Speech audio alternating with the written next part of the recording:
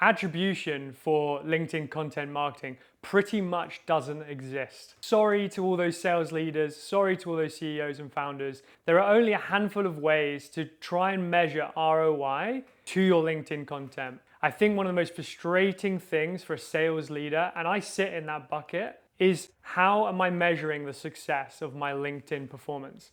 So I think you start with your goals and objectives.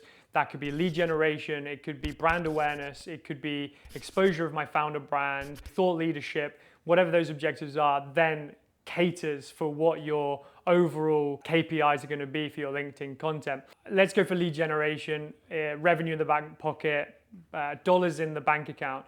That's where a lot of businesses will focus their LinkedIn content strategy. At the end of the day, it is to try and grow the business in a monetary value way, increasing revenue. So how can I attribute my LinkedIn content to my revenue? So there's a couple of ways of doing this. I think one of the most easy ways is if you are running a B2B SaaS business, Series A through C, right the way down to a startup, you will have a demo or trial on your website, on your landing page, which you can have a self-attribution form. This is great marketing research anyway. Your marketing team need this. If they don't already have this, it would be one of my biggest recommendations. When a trialist or someone who requests a demo, it's how did you hear about us? How did you find us? That might be from a Google search, a paid advertisement, and of course it'd also be from LinkedIn. This is a great way to attribute your success of your LinkedIn campaigns. You can also, of course, set up URLs, UTM trackers through Google Analytics or whatever analytics platform you use to measure the click-through rate from a specific landing page from a director or a CEO or a member of the team through to your website. That's another fantastic way.